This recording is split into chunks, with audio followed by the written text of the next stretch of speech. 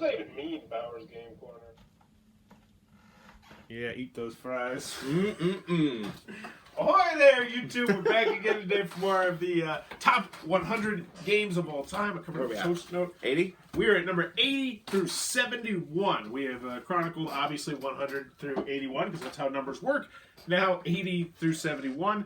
Before we get started, I want to mention a game that is not on the list, that might have been on the list, and that is Lord of the Rings, the living card game, which actually was in my top 20 for a couple of years. Really love it. Didn't even make the top 100 this time? Well, here's the thing. Eldritch Horror, or Arkham Horror card game, completely does everything that game tries to do, but it does it better. It does it cleaner. I like playing it solo better. There's less setup. There's less teardown.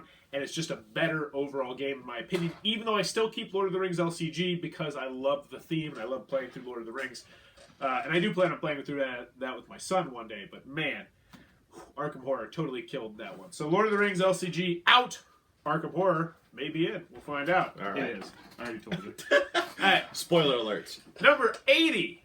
And a game that you could probably talk about more than I could, because I know you really love this game. That is Secret Hitler from Max Temkin, who I don't even know if he has a company or not. He does. Something about cabbage. Sorry, Max. I forget what the name is. It's like weird.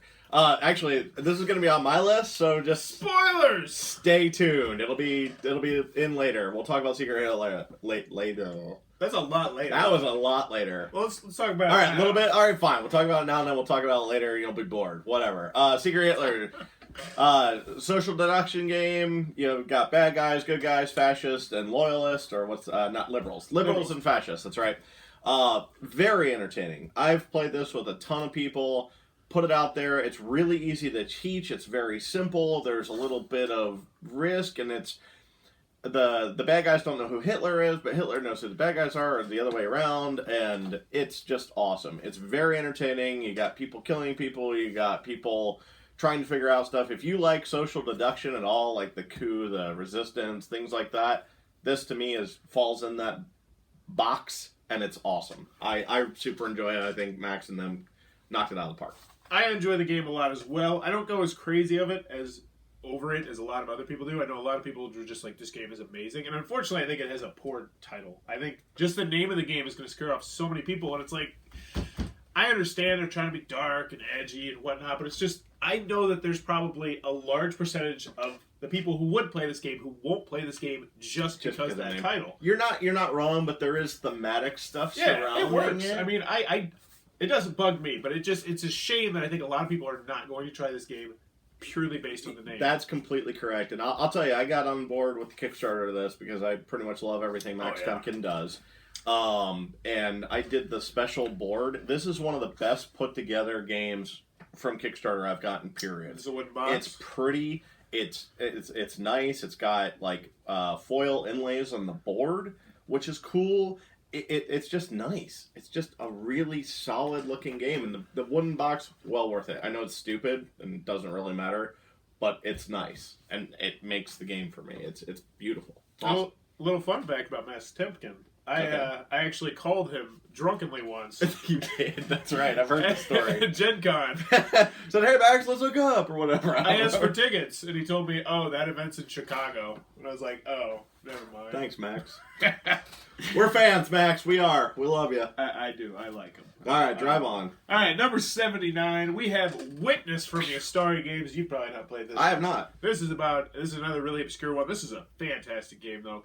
You play as detectives. Think, not Pippi Longstocking. Wait. Maybe I have. Is Adventures of Tintin.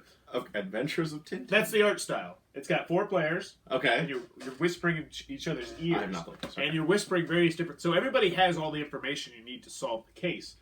But you have to put that information together, and you have to remember what everybody says, and then you whisper everything you know and everything else. So sort of a telephone style. Telephone, like you have to mystery remember. solving, great artwork, good mysteries. It's got so many mysteries too. It's the kind of thing where you might say, "Oh, it's got no replay value," because once you know the answer to the mystery, you know the thing.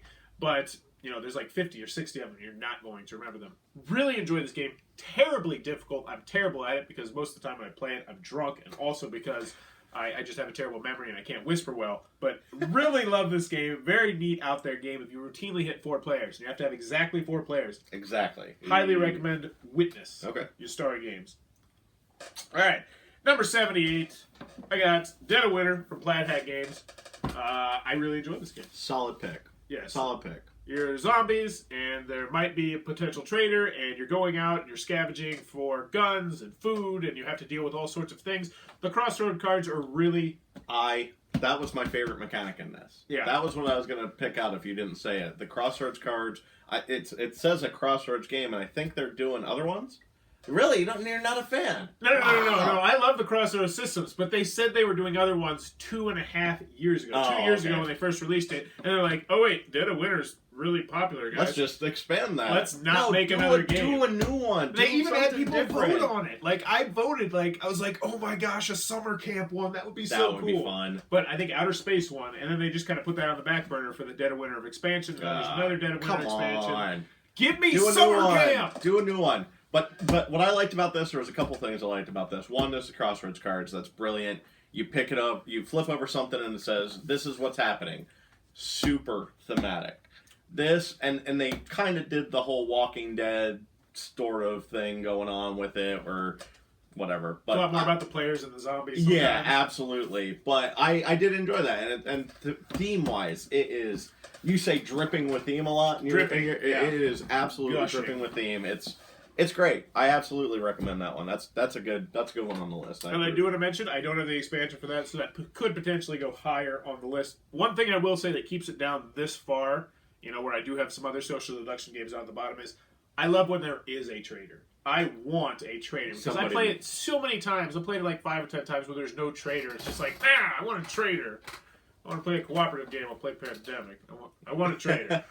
Well, they could get the Pandemic expansions and have a traitor. I actually do like that. I'm a hot duck. All right, let's move on to number 77. We got another one from Mayday Games, and that is Get Bit. Get Bit! I love Get Bit. This is one of the first games I got when I got into the hobby. My son loves Get Bit. My family loves Get Bit.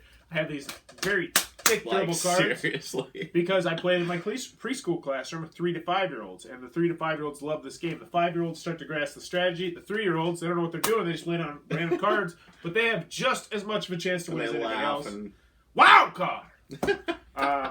Absolutely outstanding family game. There's a reason it's been featured on tabletop. There's a reason it's on like its 8th, 9th, 10th reprint. It's because it's a fantastic family game. It's a good lightweight filler game. It's got cool components, good artwork. What more do you need? Rock solid. Get Bit, Mayday Games. Really fun game. I get better sleeves.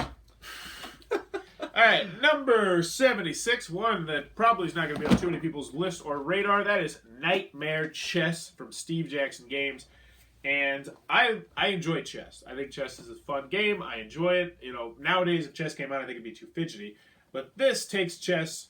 does require a chess set to play. I do want to mention it. Yeah, this takes chess to another level because it gives you special abilities. It gives you special cards that your opponent may or may not have. I'm going to pick one at random. Yeah. We're going to look at it. Oh my god, there's a lot of text. There is a lot of text. Capture is forbidden. So, I mean, you've played chess. There you go. That's the first line. I'm not going to read the rest of it. It will give, like, your pawn special abilities. The really expensive ones might let your queen have an even better special ability. So it comes down to, like, this balancing act of, do I want a lot of really good small cards? Do I want some really big, heavy hitter cards? Honestly, it reminds me a lot of Mage Wars, which I absolutely love Mage Wars. But it's chess, and if you have someone who loves chess and who doesn't mind spending 2 hours playing chess, because it does become a lengthy game with all the special abilities, this is a fantastic game. Highly recommend Nightmare Chess. One I'm going to keep for a very long time. I can't wait to teach my son chess and this in the future. All right. All right, we're down to number 75, and apparently one that Brandon has an opinion on. I do have an opinion on The this. DC deck building game. I currently have Teen Titans, but you could really interchange a lot of them. Actually, I think my favorite one might be the Lord of the Rings one, but I really love the DC deck builder, and they just keep churning out more good stuff for this game. It's your pretty typical deck builder. It's got one common buy row that's going to be constantly changing, a la Star Realms. Mm-hmm. And it does pretty good. It's got artwork from the comic book. I enjoy the artwork. I enjoy the characters. I enjoy the simplicity of this deck building game, even though I know it is a divisive game. What do you think, Brandon? I hate it. I've played this a few times. The few times that I've played it, there has been a runaway winner. Like, every time I've played it, there's somebody who gets out in front. There's absolutely no catch-up mechanism, and they've killed it. And it was boring. It's like, oh, I've got this, I buy that, I kill it. Snore. It did nothing for me. I don't care for this at all. I'm very surprised it's in your top 100. I will say, it has fallen from when I first played it. I was smitten with this game. I love this game. It has fallen somewhat. Personally, a couple reasons. First, it's not completely cooperative. Whereas, like Marvel It's Legendary... co-op competitive. Yeah. Well, but here's the thing. This is more competitive. That's way more competitive. Whereas Marvel Legendary is more difficult. But I will say with 5 players and a lot of attack cards, this gets really difficult. It becomes almost stupid difficult. I still like the game, though. If somebody brought it out and said, let's play, I'd play. I would play it hoping it gets better. That's what I would do. I will agree with you. There is no real catch-up mechanism in the game. It's like if you can get that first monster, you're done. And if you get that second monster, you're going to be more likely to get the second monster, yeah. So, yeah, I just wasn't a fan. Maybe I've not played the right one. Like, I haven't played Teen Titans. I don't know. I Sales back me up, son. Sales. That's what it's all about. The best games sell the most, right? All right. Monopoly. Number 1. Oh my god, if that makes your list, I'll be so upset. I will never do these videos again. That's not true. Number 74, Poker Assault from Cryptozoic, and unfortunately I have a feeling this one is going to go the way of the Dodo Bird, even though it is a really cool game.